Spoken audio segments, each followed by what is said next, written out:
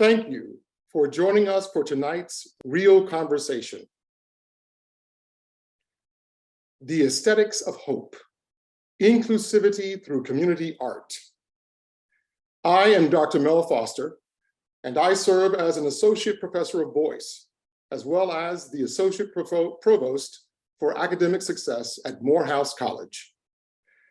As the Artistic Director for the AmeriColor Opera Alliance, performing arts organization in Atlanta, Georgia, along with being a member of the Diversity Advisory Council at the University of Rochester, as well as an alumnus of Eastman School of Music. My passion for the arts and the role it plays in sustaining culture is very important to me. To me, the arts help us to be courageous enough to express from a deep-seated love of humanity, with the hope that the audience, whether friend or foe, will dare to receive it in the same way. With that being said, I am very proud to host tonight's discussion with my fellow esteemed university alumni. Tonight's Real Rochester's Equity and Access Leadership Conversations is a virtual series focusing on authentic discussions around equity, measurable action, and meaningful change. Now, more than ever, when the topics of diversity, inclusion, equity, and access are central to today's pressing issues in our country, we as a university are committed to creating candid and courageous conversations, listening to each other, and engaging in effective action to address these issues. Right now, I'd like to ask you to join with me in a moment of silence to address the tragedy in our neighboring city of Buffalo and all around the country, including just as recent as today in Texas, to honor those lives and all of the lost lives from mass shootings. As we observe this moment of silence, please reflect on the lives that were taken from us prematurely.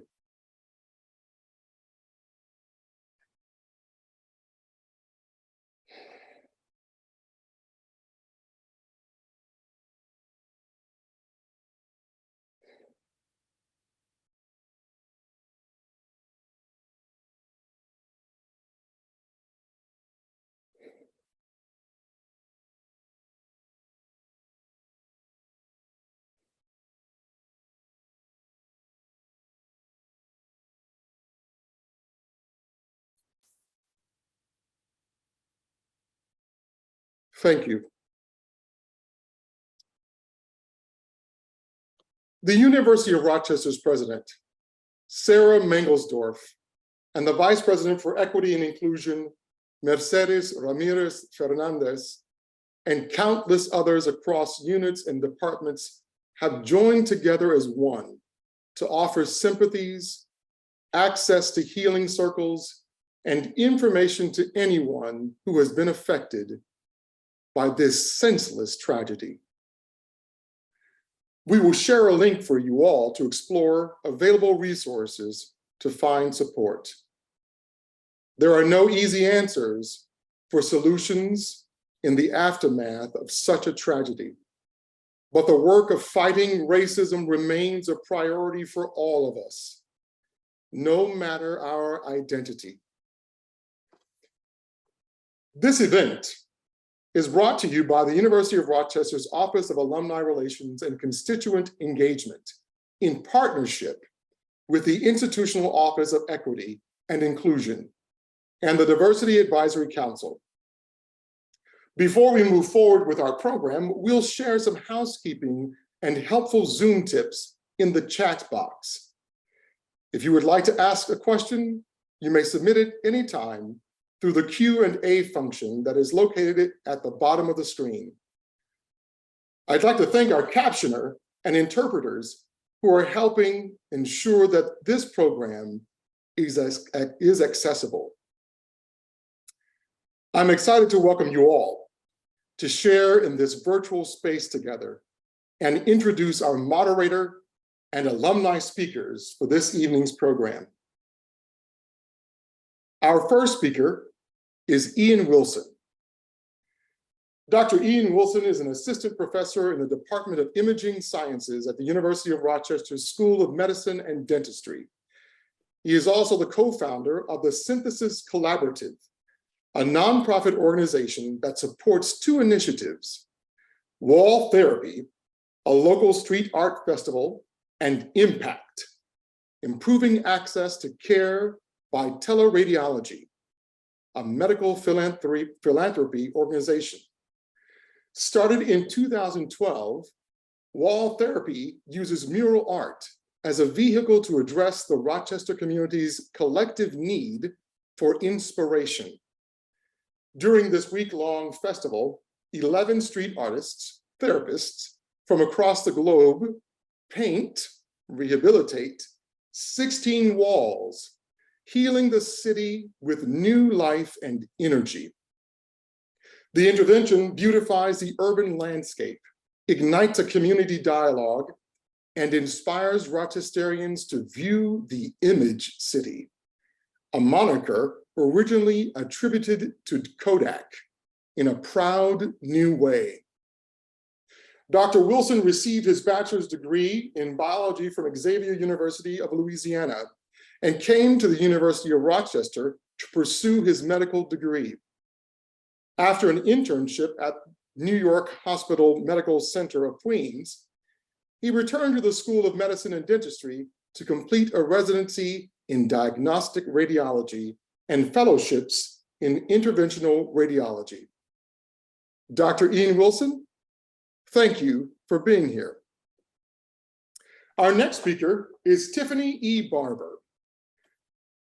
Dr. Tiffany Barber is a nationally and internationally recognized scholar, curator, and critic whose writing and expert commentary has appeared in prestigious academic journals, popular media outlets, and award-winning documentaries. Her work, which spans abstraction, dance, fashion, feminism, and the aesthetics of representation, focuses on artists of the Black diaspora working in the United States and the broader world. Her latest project, Curating the End of the World, examines the value of Afrofuturism in times of crisis. Dr. Barber is an assistant professor of Africana Studies and Art History at the University of Delaware, as well as curator in residence at the Delaware Contemporary. She earned her master's and doctoral degrees in visual and cultural studies from the University of Rochester. Dr. Tiffany Barber, thank you for being here. Next is our moderator for the evening, Stephanie Ashenfelder. Stephanie Ashenfelder is the Director of Digital Media Studies and the Academic Director of Studio Arts at the University of Rochester. Stephanie's digital and artistic scholarship takes form in a variety of socially conscious interdisciplinary projects.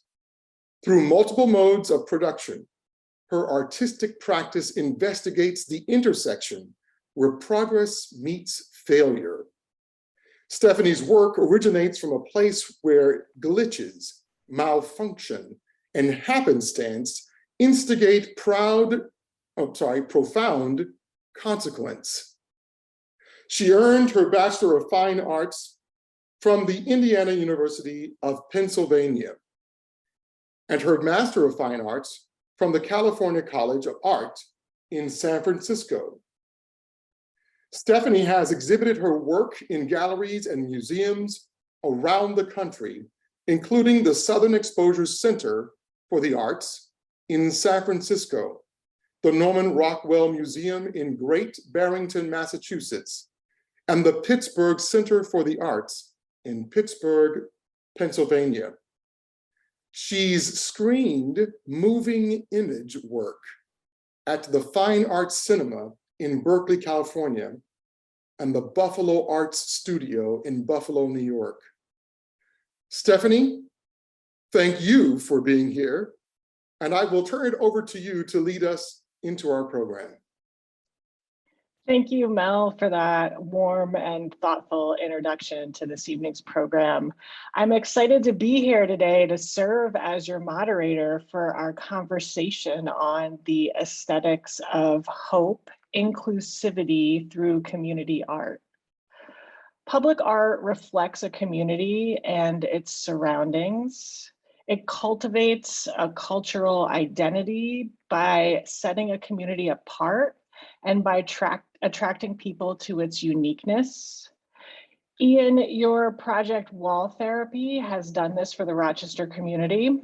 Rochester now hosts more than 135 murals, an annual week-long celebration of street art, which includes film screenings, academic discussions, political movements, and creative workshops.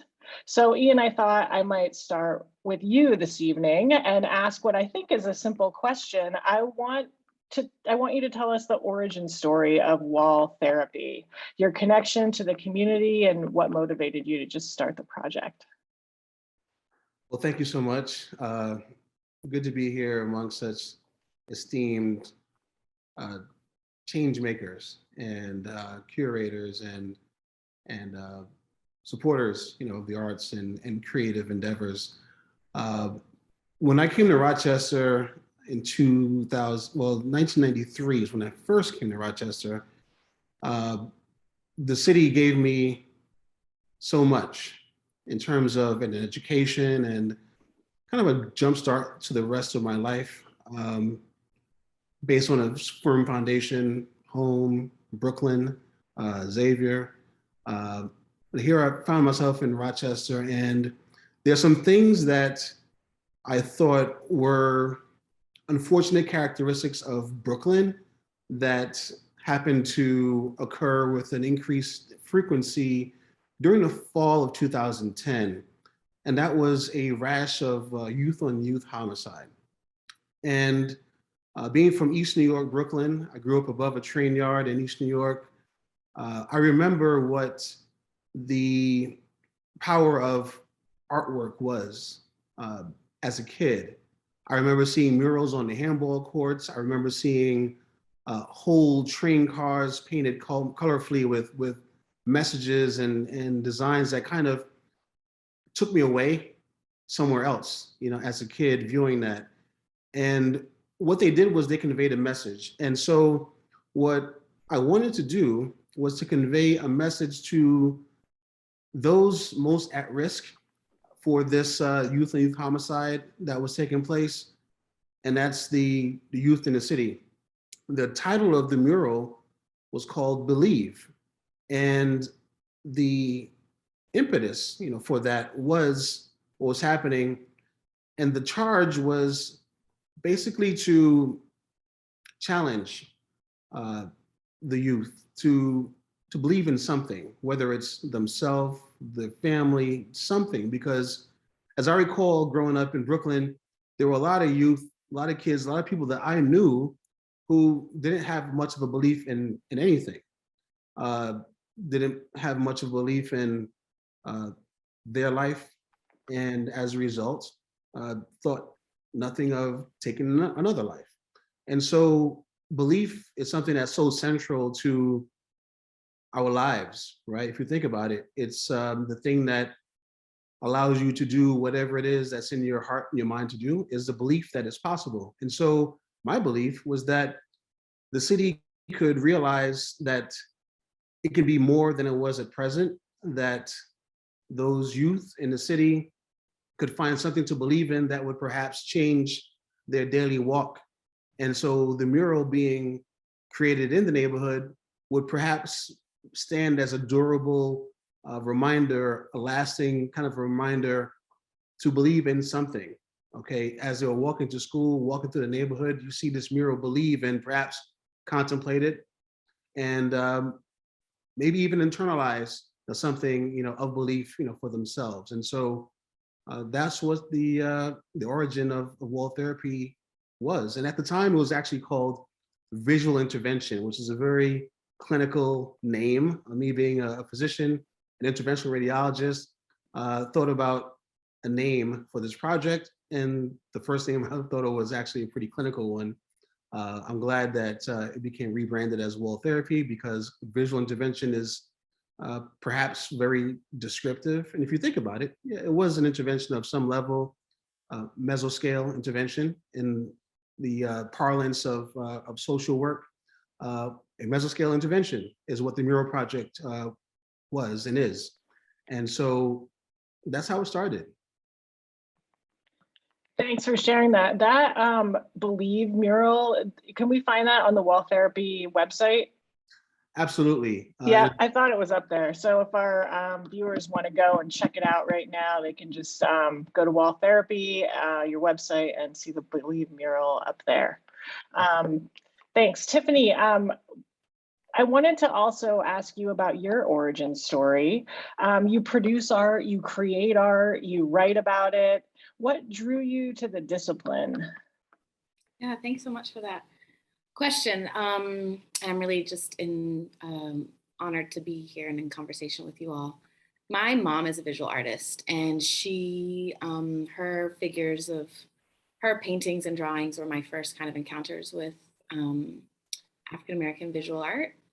And how I started to learn about the category was just making art with her in our home. I don't make as much art anymore, but I ended up going into the dance world. And so I learned actually visual analysis through that. And so I came to art history actually through these kind of back channels of dance and performance at the preeminent Center for Black Concert Dance, the Ailey School, which is where I did my BFA. And then moved to LA and started working in public art administration and doing curatorial work and working in the museum and gallery scene. And this was 15 years ago when the contemporary art scene in LA really started to kind of reach a tipping point. Being back here now as a research fellow at the Getty has been really incredible to see how the scene has really blown up. And more so, there's a real focus on and resources for and conversation about artists of African descent from all over the Black world. So that's really invigorating. And so, and then I, from here, decided that I wanted to maybe institutionalize, if you want to call it that, some of the things that I was thinking about in terms of this intersection between art practice, public and publicness. What publics, one of the main questions that I was asking at that time and that I continue to ask that I think is relevant here is that how do we define what is public, right? Is it public, public space? Is it this object? Is it this entity? And then where do people come in, right? And what communities, what demographics do we account for? And so a lot of the work that I was doing as a curator in the public art space, or public art realm, I should say, was really driven by collaboration and having conversations with artists, having conversations with residents in their various neighborhoods, and really listening to their needs. I was able to launch a nonprofit, artist-driven neighborhood redevelopment project when I was living in LA 15 years ago called Watts House Project, that was modeled after another similar project that now exists in Houston that's actually very well known. Some of you might know it, Project Row Houses. And so Watts House Project was supposed to be the LA kind of iteration of Project Row Houses. We ended up going in a different direction. And the project ultimately dissolved, but it was a great kind of starting point for me in thinking about what public and publicness mean, especially to communities of African descent that have been displaced and are constantly under-resourced. And part of what Watts House Project was doing was responding actually to the city's neglect to realize a redevelopment zone in South LA called the Crescent Corridor. And so when I hear Ian talking about the response that he wanted to kind of provoke with wall therapy in its origin story, I really think about my own experience in Rochester and seeing how really a lot of the structural issues that exist in Rochester are part of, are the result of bureaucratic processes, city neglect, all these kinds of unrealized promises from the local government, local and state government that have continued to disenfranchise communities of color in Rochester. So I think that, part of what motivates me to do this work, or what my approach to my curatorial practice at this time is really thinking about, is really still doing that, is thinking about communities, being in conversation with them, really listening to their needs and seeing what's possible, and how artistic intervention can start to mitigate some of those things, and maybe even bring awareness to structural issues that governments and other entities might actually pay attention to. So you touched kind of on one of my next questions, sort of in the bucket of like the role of public art in a community.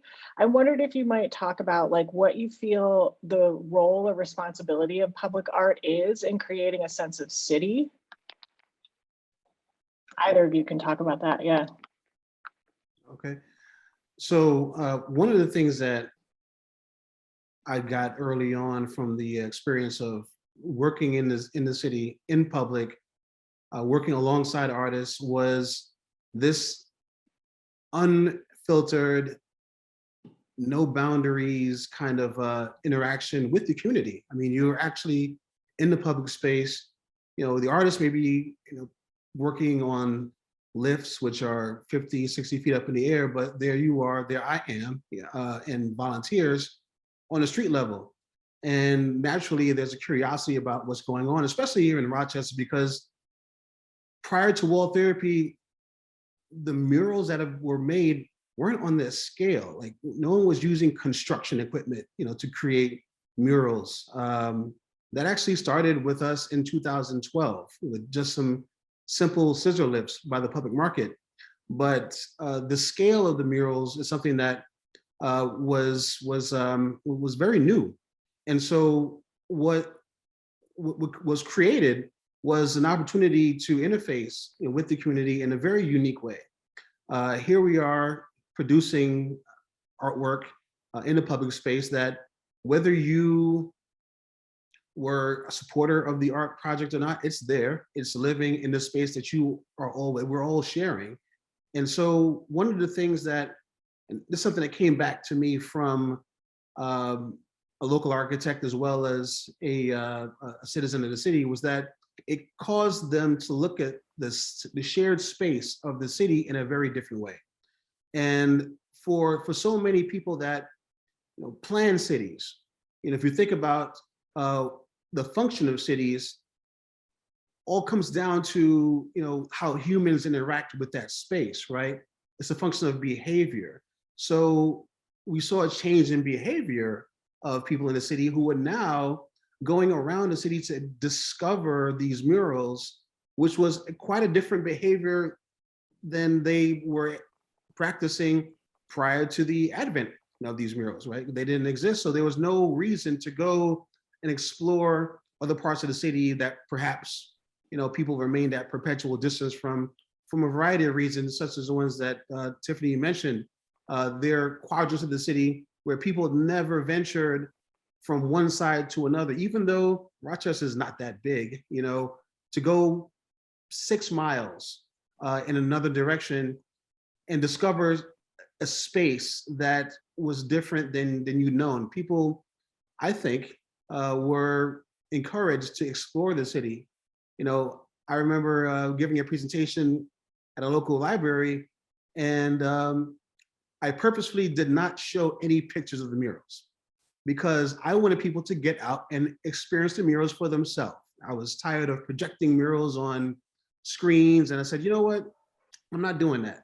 Go out into the community, explore the community for yourself, engage with the community and your fellow citizens, and see what these murals are about firsthand from up close. It was a challenge, and I like to challenge people. That's one of the things that I do. I challenge artists, challenge people. I get challenged, which is fine. I think it makes for a very dynamic, existence. But nonetheless, that's what I wanted to do, was challenge people and invite them to experience the public space that we all share. Yeah, I think this idea of shared, shared culture, shared history, shared public space is an interesting one. And it's something that I don't think we can take for granted, right? And I think that there's issues, and we'll probably get to this more in the conversation later, but there's issues that of equity and access that come up within that question, right? Shared, what does shared mean? Is it balanced? Is it, where is it coming? Where are the centers of power? Are they decentralized, and how so? And, who has access to actually claim space in that sharedness? That's something that I think about in my own work. And I just want to also highlight that wall therapy, I think, and I don't know, Ian, I'd love to hear your thoughts about this, but kind of participates in this longer history of, it's not, because wall therapy is not government funded, right? Correct. Okay, so it doesn't participate in the same way, but in this kind of larger, longer history of public sided works that were motivated toward community concerns. So I'm thinking about, the Works Progress Administration Federal Art Project that was minted under Franklin D. Roosevelt's New Deal, that actually employed a lot of artists of African descent after the war, and made it possible for them to actually realize themselves as professional, quote unquote, professional working artists, right? And that even within that, there were community centers and all kinds of things that came out of that initiative that I think wall therapy is an extension of that, but also because it's not government funded, has a lot more flexibility. And I would love to hear you talk about the funding of it actually once I finish my response to the question about how public art kind of energizes or creates a sense of city. I think as long as administrators and organizers are enfolding artists that are from their communities, then it does create a sense of city, because as you said, Ian, like it kind of opens up this world that a lot of people, even folks who have grown up in Rochester or various cities around the country, haven't thought about or haven't actually ventured into. And I think that what you're talking about also is this kind of phenomenon of segregation, right? And so how to traverse space in a city, especially like Rochester, that is highly segregated. It's not unique in that way. This is an American phenomenon that we continue to kind of grapple with and resist against, I guess, in some ways. But really this kind of idea of walking through the city, discovering new parts of it, and opening up new thought ways and new considerations of what the city offers is really interesting. And also a kind of another art historical kind of precedence for my work is like the kind of the figure of the wanderer or the flaneur or something like that, which also came out of a movement that saw itself as being a kind of radical response to war and other kinds of violent interventions that govern our lives in a lot of ways. I mean, it's appropriate to be talking about right now, actually. And thinking about kind of occupation and who has the right to occupy and belong and exist in space, and particularly public spaces. And I think Rochester is a very ripe city for thinking about those things. And during my time there, there was a lot of agitation from local residents, rightfully so, about kind of police presence, police brutality. And I am interested in this question of what is public about public art, right? And then also, who gets included in these stories and who gets left out, right? And I think that, yeah, we can talk more about that, but that's my initial response. Great. One of the through lines that I was thinking about as you were talking, Tiffany, is the idea of inclusion. And I think what truly sets wall therapy apart from other festivals is its attention to diversity, inclusion, and the incorporation of local talent. I wondered, Ian, if you would talk about how wall therapy is designed to be inclusive, because I don't believe you can let inclusivity to happenstance, right? I think it's very intentional on your part. So I was hoping you might talk about that intentionality. Absolutely. So one of the first things that I absolutely had to make sure happened was there was no inviting artists from Cape Town, South Africa, without me tapping my local friends who are world-class talents as well. And that wasn't going to happen. So the first bit of inclusion was me including my very talented friends who live right here, who I spend time with, whose families I've spent time with, who spend time with my families, that was the first step in towards, including people who are actually residents of this city, creating work for the city that they live in, that they grew up in. I'm a transplant. I'm from Brooklyn. I came to Rochester, and with me came this idea. Sometimes it takes like a transplant to dare to do something that perhaps hadn't been done before, because I don't know any better. I didn't know that some things couldn't be done. I didn't know that there were institutions, that would perhaps have something to say about, about the curation, of art in the public space. But nonetheless, I built a team, a coalition, of folks, a community of like-minded people who wanted to see something more, wanted to do more, who accepted the challenge of doing something that hadn't been done in Rochester before. Yes, you have to be very intentional. It's not something that happens, by passivity. It's not a function of randomness, but you have to, make an effort, to be inclusive. You have to be, make an effort to include women on the roster. You have to make an effort to include, queer artists, on the roster. You have to make an effort to include artists of Latin descent, on the roster, because it's very easy, to just look left and right of you and pick those people, whoever they look like, because they're within arm's reach. And so to go beyond what's in arm's reach takes an action. You have to be mindful of the fact that there's a reason, for the action. It's not just to maybe satisfy, some curiosity, but no. What really came out of that inclusivity and diversity of the roster was actual magic. I kid you not.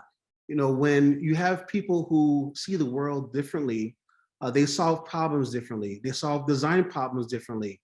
There was a problem that I could not solve, and I think I'm a fairly decent critical thinker, based on what I do and what I've learned and whatever my mother put into me. But I think that there was a design problem that the artists solved magically when they were here looking at the wall together. There was something that happened in terms of the story that they told, how they told it. There's an amazing story that was told by one of our queer artists, Jess X Snow, who painted an amazing mural of a transgender poet, 40 feet high, here in Rochester. There's so many different stories that were worth telling, and it was very important to have people tell the stories of their individual communities, because that's not something that any of us could do as curators. And so the artists themselves who were included based on their diverse experience of the world is what added to the richness of the project, I think.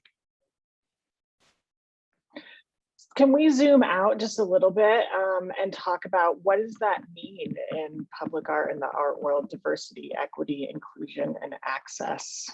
What does that mean in the art space? Yeah, these are words that Stephanie and I have talked about that are like, ooh, they're little. Because of their institutionalization at this point, it's in higher education, in which we are participating now. I think that they are worthy of contestation. I think that, the word that gets left out of diversity, equity, inclusion, and access, and these acronyms is justice, right? And so what is, I think, missing for me in the discourse, and I think in the art world, that kind of got highlighted after George Floyd was murdered, but we've yet to see a kind of sustained engagement with it, is thinking about, again, who has access to these spaces, and where are the resources concentrated? And I think what Ian is talking about, especially in terms of including artists from their own communities and artists of diverse backgrounds, and having diverse lived experiences is really important to kind of center and to think about, or what I do in my work in terms of Black study is centering the voices and labors of folks of African descent who are often marginalized and historically disenfranchised in the art world, as well as in other parts of experience. And I think that part of what I love about Black studies is this kind of call to an urge and emphasis on self-determination. And so I think what diversity, equity, access, inclusion, DEIA, all the letters are missing is this emphasis on allowing folks from their own communities to self-determine what their needs are, and then to just give them the resources to do that. Like low to no barriers. I think that that's what it looks like for me. But I know that that's not the norm. And I think that because of institutionalization, and I think this is something that I have been kind of hovering around in terms of a question to Ian, which I know I'm not supposed to ask, or I'm not the moderator, but I would love to hear Ian talk about the kind of how wall therapy has existed outside of certain funding structures and what that has meant for its own kind of self-determination as a project or something like that. But I'm interested in pushing against these kind of norms within the institutions that say, oh, well, you have to do it this one way, or we've done it this way the whole time. So what's the problem? And if we just make this one change, for instance, at the current institution where I am at the Getty, they have these calls within the institution, and their response is to create task forces that then debate the issues, but then the hiring practices don't reflect that, right? The folks of color are still in the more kind of like lower hierarchical positions of security, of service, of working and laboring in the restaurants and the cafes that give nourishment to the publics and the communities and the visitors that come to the Getty, that are actually quite diverse, but they also have an initiative where they're becoming bilingual by 2015 in their wall labels. And I'm like, you have been in Los Angeles as an institution for decades. How are you not already bilingual? I'm sorry, I know this is being recorded, so I don't want to bash the Getty Research Institute, and they are trying, which we can talk about the kind of, how well they're doing it. But I bring that up to say that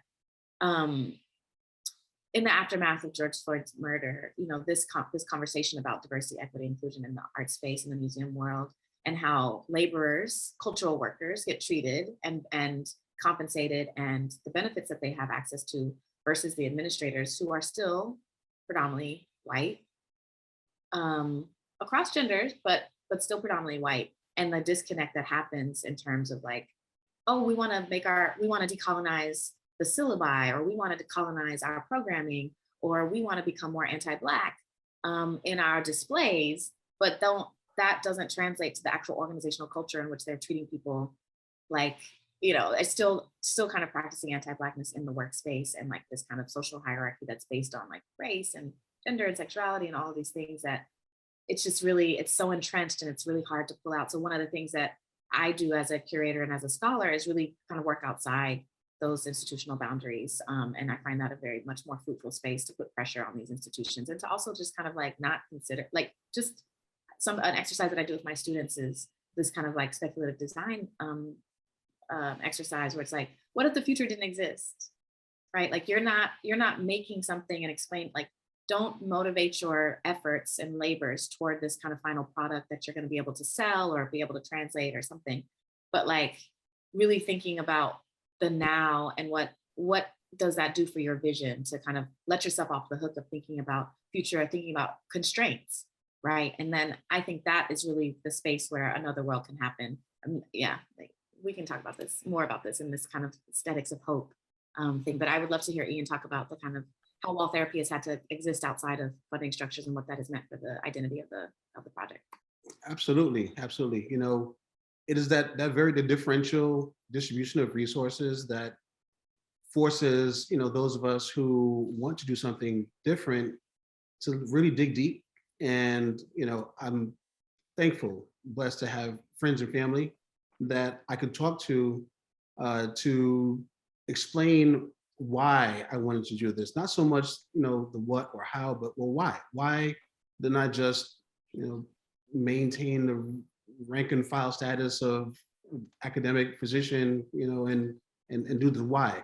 And so explaining that why very uh, passionately uh, allowed me to find some resources that weren't institutionalized, that honestly, it started mostly with myself and a couple of really, really close friends. That year, I think, the budget every wall therapy week is about $60,000. And the first year was over a weekend, really, so it wasn't that, the roster wasn't that large.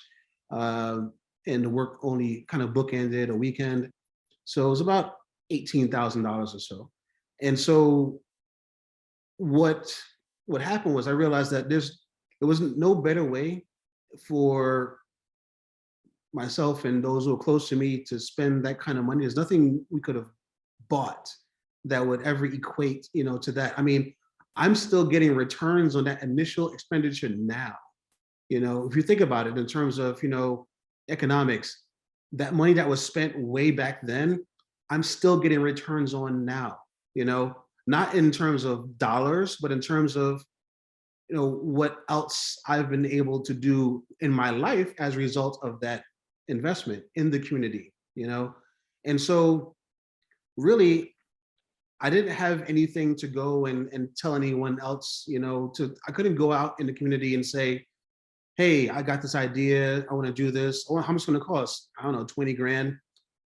No one would give me that kind of money because there was nothing to show for it. It was just an idea, right? It was just existed, as synapses, or however whatever theory you subscribe to that explains memory, or ideas that exist only in your mind first before they're translated into reality. That's the only place it existed.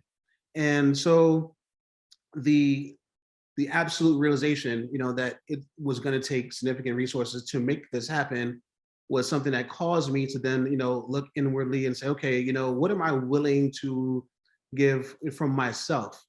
And knowing what I was willing to give emboldened me to then ask for help once we had something to show people. I couldn't ask for any help because nothing to show. But once we had something to show, after that first year, I could say, hey, look, we did this and this is what it took. And I'm glad that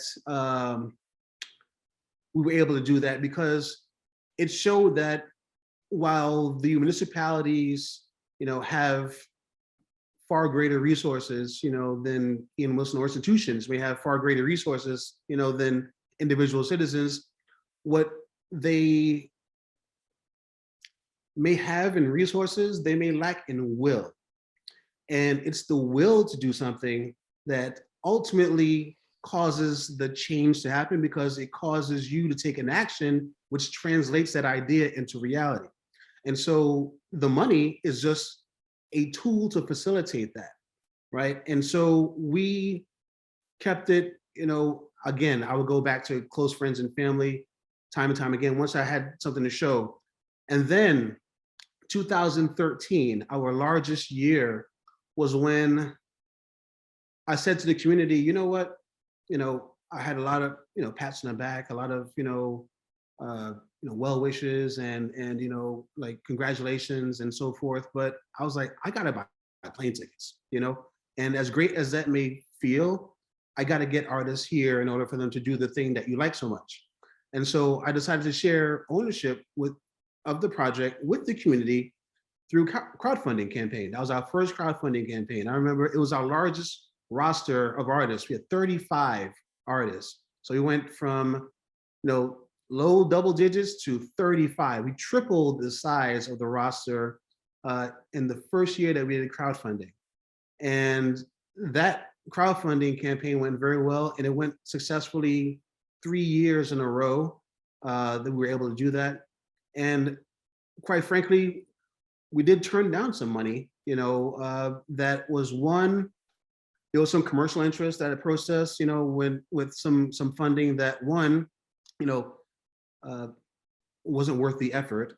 And two was just corny, like the idea of what you want us to do didn't mesh. It wasn't concordant with what we were doing with the scale or the message or anything. It was just money. So I turned it down because it didn't make sense.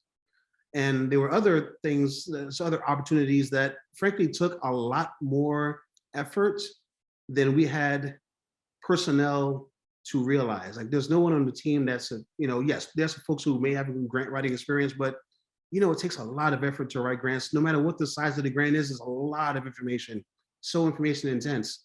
And that when I realized, like, you know what, okay, if it makes a difference between one of the volunteers or team members, devoting 20 hours, of their own time to write a grant for $2,000, or for me at the time, okay, you know what, I have that, thankfully.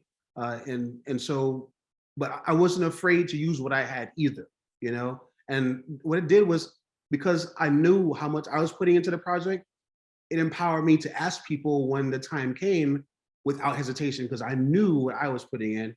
And I would never ask anyone for any more than I put in at any given year.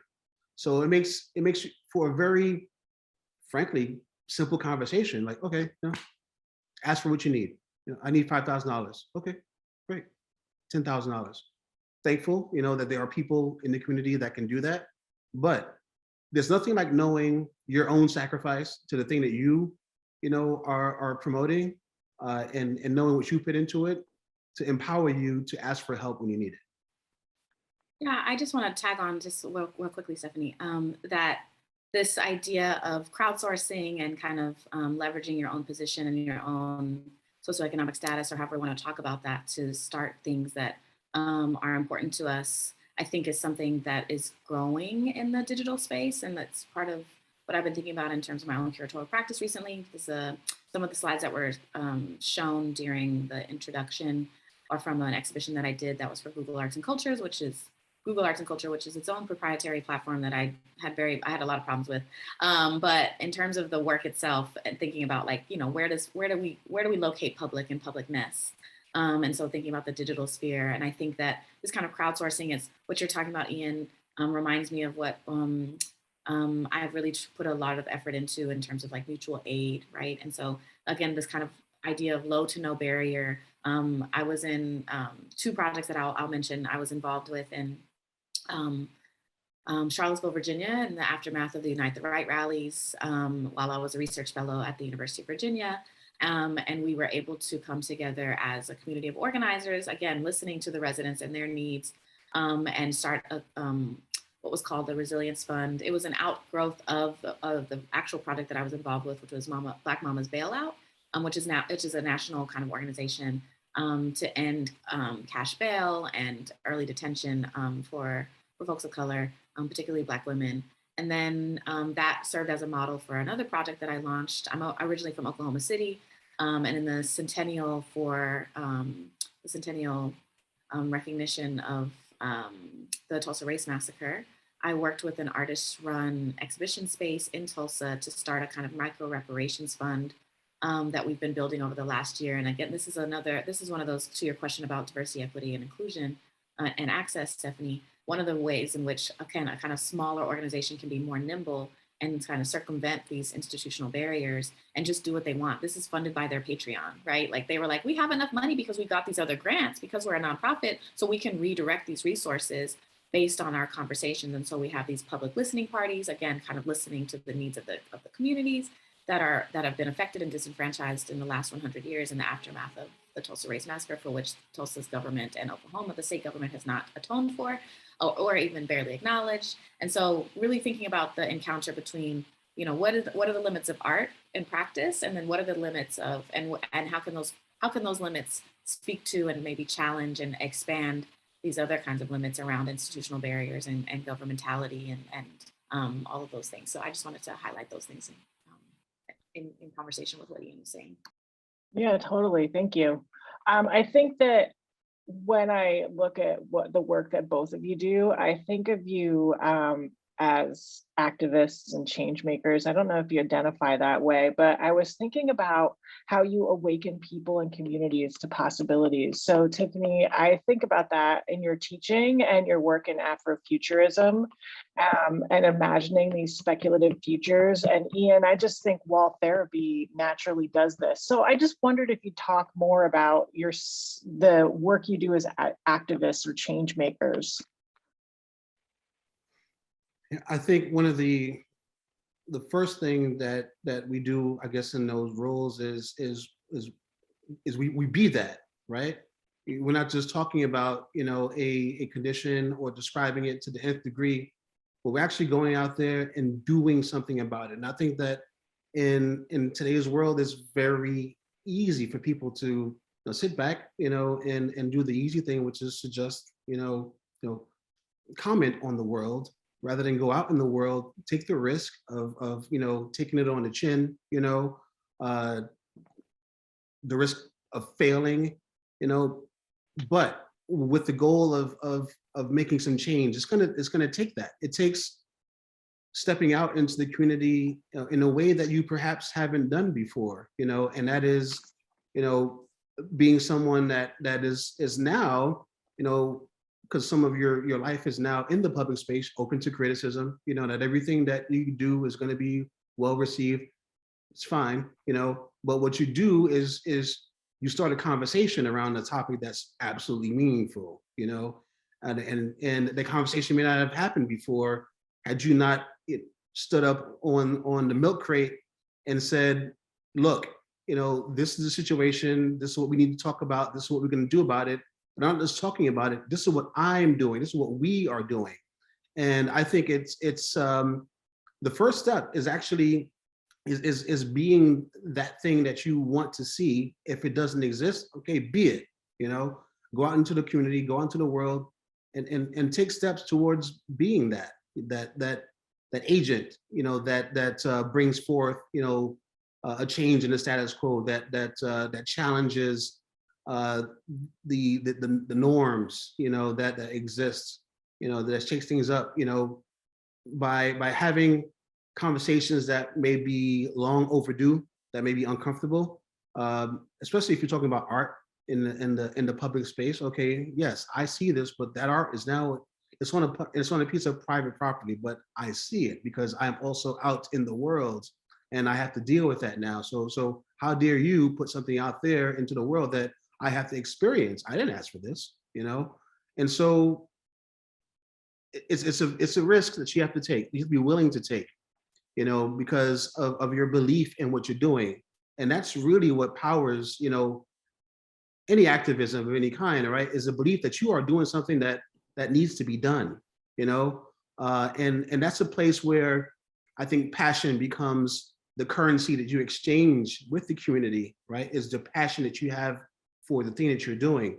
You know, it can be infectious, you know? And it is that it's a great thing to pass on, to have propagate through the community, is that same passion that you have to make change that leads to change happening, because you can't do it yourself. Yeah, I definitely don't identify as an activist, maybe more of an organizer. I don't really know. Definitely like a thought architect, and I'm kind of trying to figure out what name makes sense. And honestly, I just had this conversation about methodology in art history, and like, oh, the impulse, and this is across disciplines, not just art history, but that happens to be my primary one. And thinking about like this impulse to want to name something, you know, and where that comes from. And that being a kind of outgrowth of a colonial practice of like, oh, seizing, you know,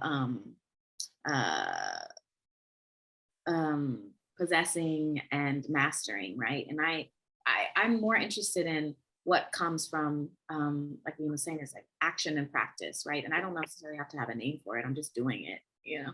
And I can reproduce it in that I can reproduce it by, but even the impulse to want to reproduce it, I think is also problematic, and like, you know, make it a thing that's marketable or it can map onto something things. But everything is contextual. And so I don't think that that's actually a useful kind of thing to want to name, possess, master, reproduce a particular kind of method, like coining something. But I do believe in practice and action. And so I think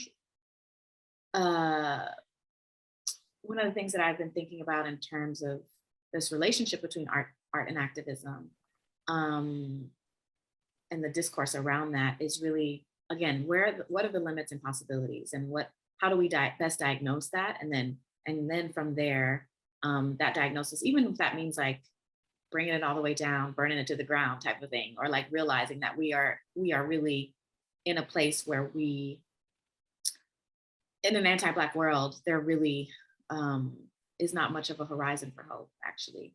There are glimmers of it, and it's episodic to me in my own practice, in my own kind of worldview. And so how do you kind of keep existing in that space, right? And so this is a kind of more high theoretical kind of, or existential question that I ask myself constantly, but it's really about leveraging the power, quote unquote power, fictive or not, that I have as an academic, as a kind of public intellectual and public figure, and redirecting my own resources and kind of propping up these other things that are self-determined by myself and my own communities, right? And so I, working at the intersection between art history and Black study, I always say at the University of Delaware that it's very infrequently that I have to consider perspectives that are not Black. And I'm lucky in that way, that I'm just like, I'm constantly thinking about the well-being of my own communities and the folks that look like me, the folks that look like my family. And so it's definitely a different kind of orientation and position to occupy within the world. And I think it's a valuable one. And I'm not interested in necessarily like reproducing it. Obviously, Black studies exists as a discipline, and you can read and talk to folks and other scholars who are also doing this work. But that's really, it's interesting to me, and it kind of creates a lot of conundrums between like, okay, you're an individual and you want to be acting in relationships with this collective, but like, what does collective mean? Collective means power, but like, oh, what about like, how do we locate power in historically disenfranchised neighborhoods and communities, and like what? So it's a very complex and messy thing that I lose sleep over thinking about every day. But I think that's really the work. That's the work right there. I don't know what to call that, but that is the work. I need to remind our audience that if they have a question, they can type it into the chat, and we're going to move to the Q&A part, I think, of the webinar, so we have time to fit all of your questions in. Here is the first question for this evening.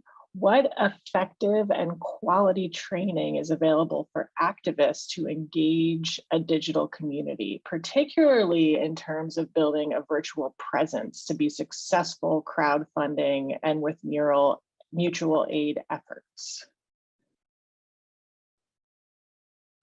I will talk specifically about, and I don't know what your work is like, Vanessa, visually, or what kind of work you actually even make. It might not even be visual, it might be some other kind of medium or interdisciplinary or something else. But one of the organizations that I'm a part of, and I had the pleasure of kind of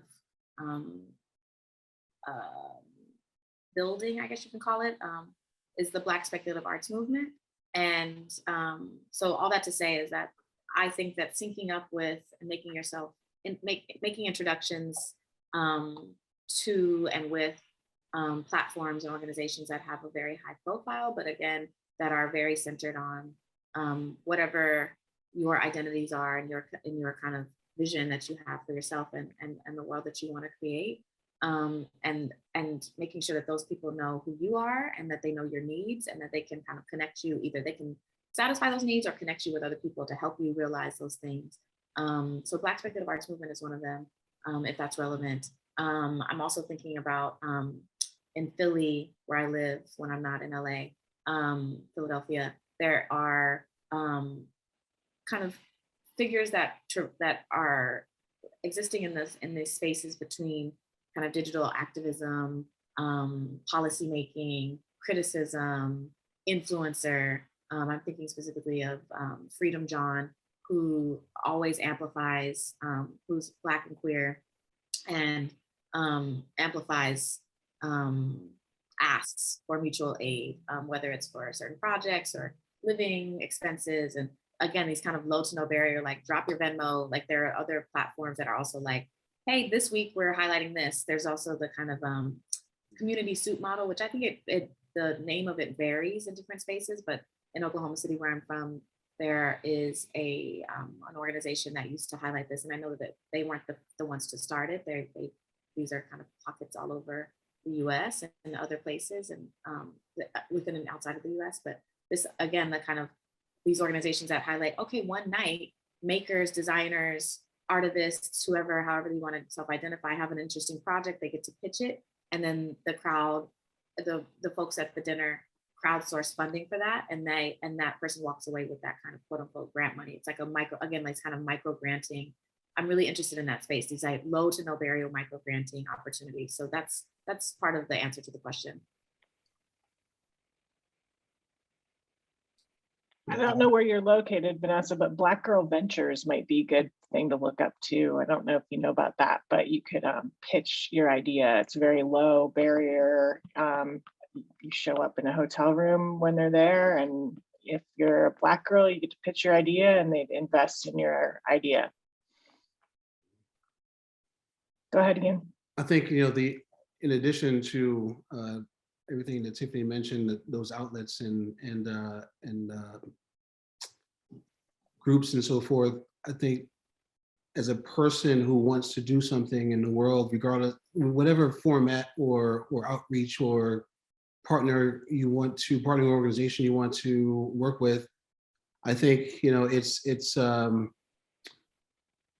a very useful skill to just be able to take an idea that's in your head and distill it into actionable parts that you can then communicate to someone. I don't know what projects are slated, Vanessa, but it all comes down to human interaction, at some level, right? Whether it's written, whether it's like this or in person. The one thing, I didn't have any of those. A lot of these things didn't exist. I'm not the most social media savvy person either, and quite frankly, when the project started, there was no social media promotion of it because I didn't care, because I'm 48 years old.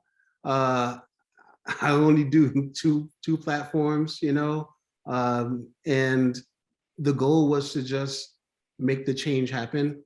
As Tiffany said, to reduce the concept to practice, right? Ultimately, you have to translate the thing that is in your head into the real world in order for it to change the world in the way that you envision. So there's always, a benefit from being able to connect with people, period. In whatever format, just get comfortable connecting with people. If you are, great. Great. I just also wanted to, I forgot to say this when I was like, oh, I should have written this down or like made notes when I was talking about the question about, Stephanie, your question about, activist, change maker, and, how do we self-identify and what kind of work we're doing along those lines is something I've been thinking about recently, especially in relationship to my institutional position or my institutional or scholarly identity, is, where are the front lines for me, right? And I think that is super important. We have this like large scale kind of overwhelming idea of what activism means or what change means, right? And so there's incremental change and there's drastic change and there's everything in between those two poles, right? And so I think what's really most important for me and what I try to teach my students and in the conversations that I have with artists and organizers is really find your own front lines, like identify that for yourself and do the work. And you don't need institutions to validate you or, tell you that you're an artist or that you're this or that. You get to define that for yourself. Again, this kind of idea of self-determination. And so just to close out the response, Vanessa, I'm thrilled that you know about spaces, and Cleveland is great. And definitely connect with me on Instagram, and we can talk more about some of the folks that I know in that space too. Great. So we have another question about public health and the public health impact as it relates to your work. So have your works of art been able to function as a means of community dialogue, and how do you think they can like uplift the public health of the community? Either of you can sort of address that. You know, I think, thank you. By starting a conversation, because a lot of times, you know, what causes a lot of stress is unexpressed ideas or emotions, you know, things that are just kept internal but don't find a way out into the real world and out of the person. Because I think having a discussion about how you're feeling and connecting with other people can be therapeutic, you know, in a way that it allows you to get something out. You know, it could be a form of catharsis to have a conversation, you know, about a particular topic or how you're feeling. And if art kind of sparks that conversation, it may also spark connectivity between people, which can also be a modulator of stress. You know, as you find a community within which to share your experience of life versus, you know, being in isolation and going through the world, navigating the problems of the world, you know, on your own. I think that the community building part of it is absolutely, you know, a benefit. I think that having something to ponder, you know, perhaps to take you away, that can be some transcendental component to a lot of art and experiencing art in whatever form, be it dance. You may look at, you know, a human body in movement and go somewhere else and be mesmerized by, you know, that movement. Or you might see a color palette or some shapes that do something to you that take you away from your present state. And I think that can be therapeutic. I don't have any evidence to say that. I'm not necessarily studying, you know, what murals do to people, but I know that everyone deals with stress, everyone needs inspiration, and everyone needs community. Thank you for this question. I think a lot about the limits and possibilities of the transformative power of art, and how we've kind of, in art history, assigned certain value to that, and what gets left out of those narratives, especially within Western art history. And so my current project is about that, and these kind of minor actors and these more minor aesthetic practices that don't necessarily align with or evoke beauty or wholeness or transcendentalism or like transcendent experience, but that still nonetheless have something to teach us about our world, particularly as Black women express them, Black women artists. And so to that point, I think I just want to highlight this. It wasn't an art project per se, but when I was actually in graduate school at the University of Rochester, I joined a research team, an interdisciplinary research team that was, there were two principal investigators. I just call them PIs. I'm like, I'm not in the medical, I'm not in STEM. So I know the acronyms, but I don't actually know what they stand for. So the two PIs, principal investigators, I believe they're called. One was in psych and women, gender, sexuality studies, I think, in the Med Center. And then one was a community member who was an attorney at the time for and working with alternatives for battered women. It's no longer called that. I believe now it's called Willow, if it still exists. I don't actually know. It does. Okay.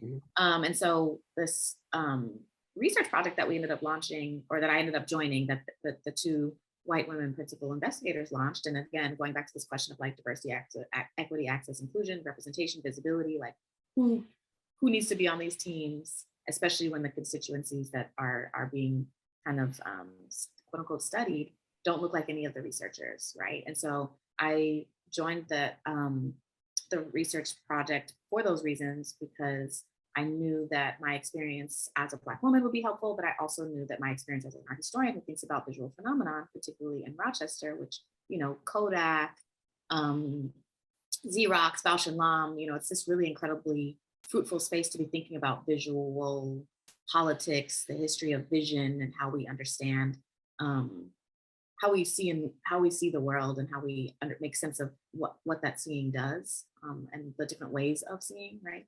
And so part of what I brought to that project was that the project was researching how Black women's cases of intimate partner violence were being adjudicated differently within the minor court system in Monroe County. And my part of what I brought to the project was this history of photography and imaging practices that have been racialized from their beginning. And so, you know, bruising on Black women's skin is its own kind of phenomenon, is its own thing in terms of, you know, physiology and is it subcutaneous? Is it, you know, the things that are far outside of my my scope of understanding and kind of my research agenda, but where they were missing and really valued my input was like, oh, we don't understand that there's this other history of photography and imaging practices that relate to race, and particularly women, and particularly the divide between like how white women show up on screen and in photographs versus how Black women show up on screen in photographs. And that was actually an institutional thing. You know, white women were the models for developing the gray card. And so all of it, which I won't go into The Shirley card, right? I won't go into the like, you know, nitty gritties, but just to say that beyond, you know, thinking about the relationship between art in the public sphere, like gazing upon art or encountering art in these unexpected ways and in these unexpected places as an enactment of or spur for public health or public wellness, there's also all of these other ways that practitioners and historians and theorists of art can help to actually move policy in these really profound ways. And this study was published in a peer-reviewed journal in 2017, and really we ended up connecting with folks who were actually developing new imaging and lighting technologies to accurately capture bruising on Black skin to kind of mitigate this discretionary gap in the legal system. So those are the things that really make me excited about what art history can do and what art can do. Okay, so we have to move to the final question for the evening. We're coming up on our close. Okay, so the final question tonight is for Ian. The Wall Therapy Mural Project is now recognized around the world. People from 2,000 cities in 104 countries have visited Wall Therapy. Wall therapy murals have transformed walls and buildings and neighborhoods and have improved and strengthened our community identity here in Rochester. Do you think that public art can help Rochester find our way to a more healthy and just future? And can you share how we might keep the momentum going?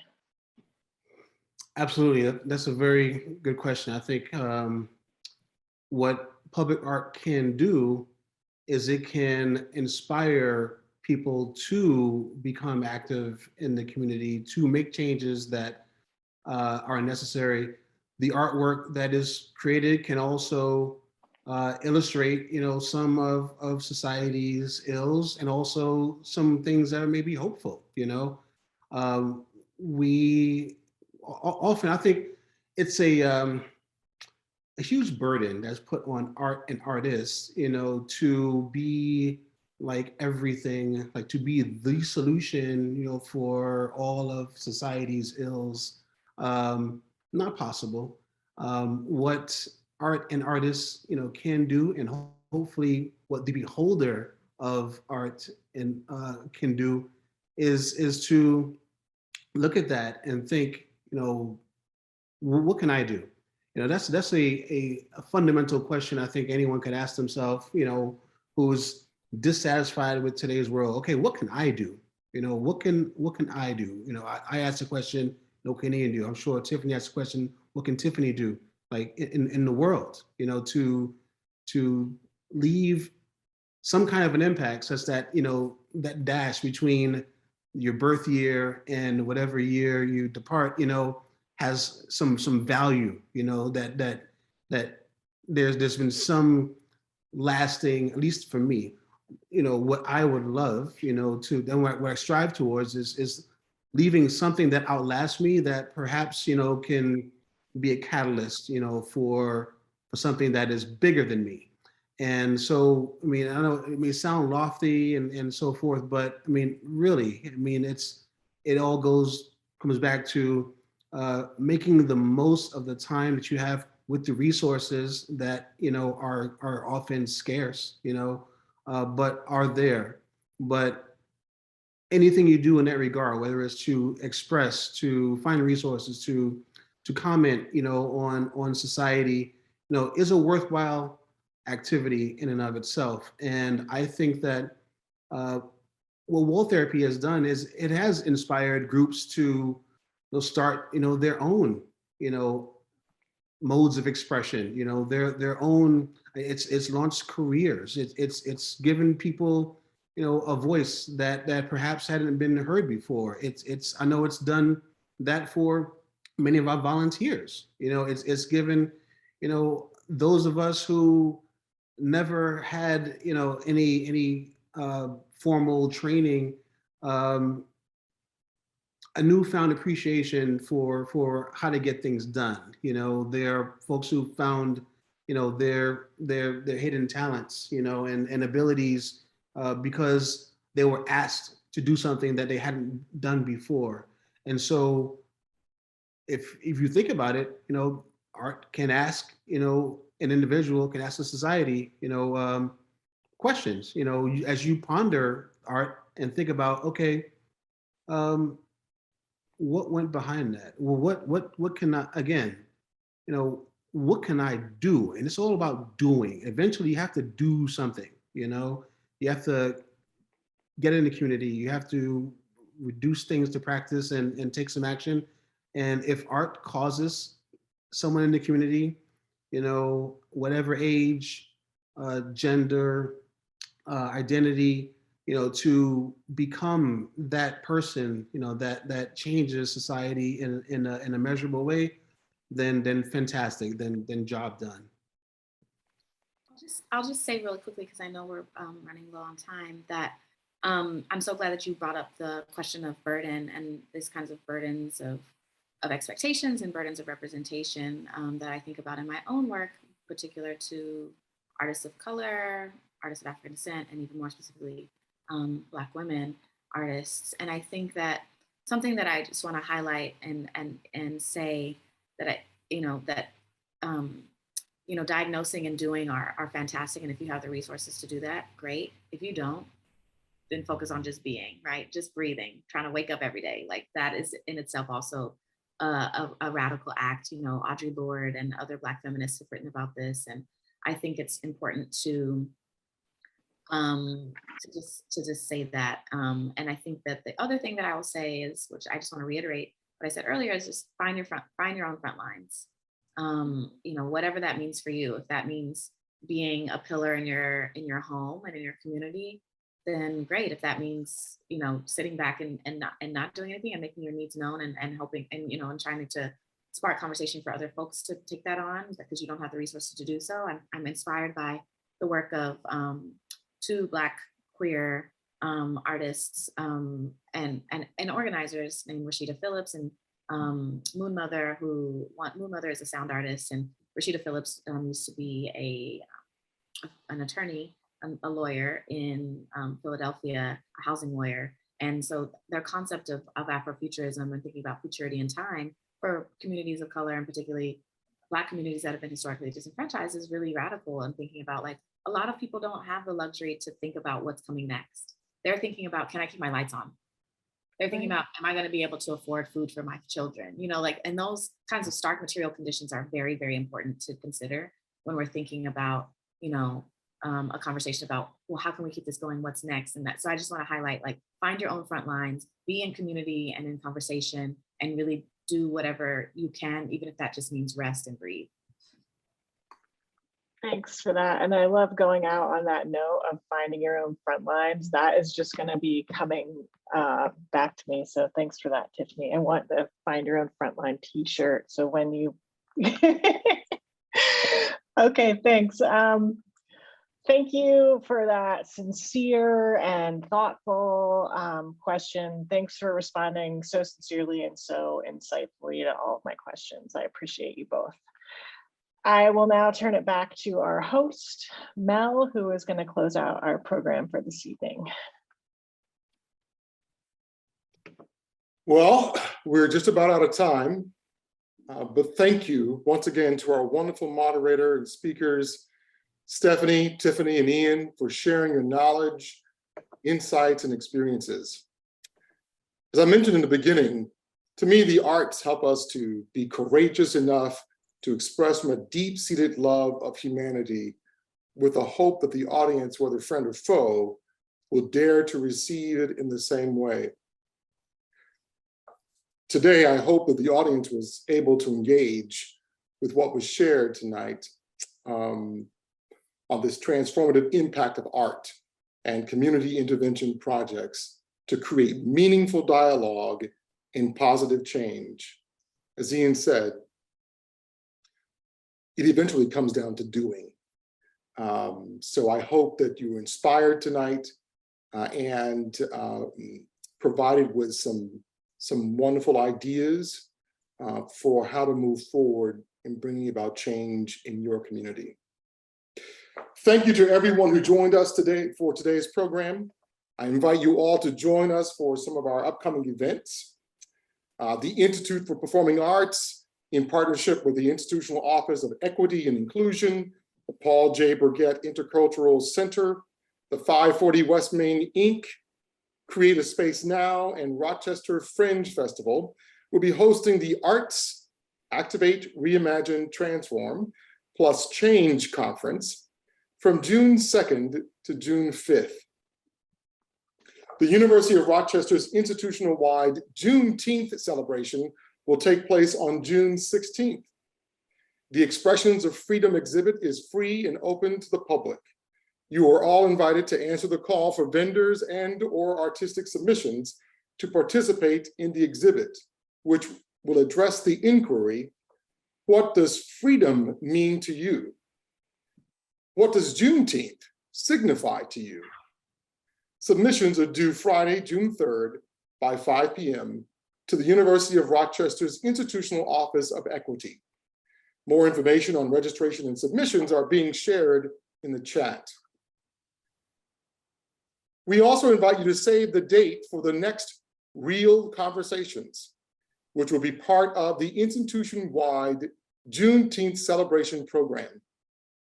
More information is forthcoming and will be available on the Real Conversations website. For more detailed information and to register for these events, please check the chat box. We have shared the links there.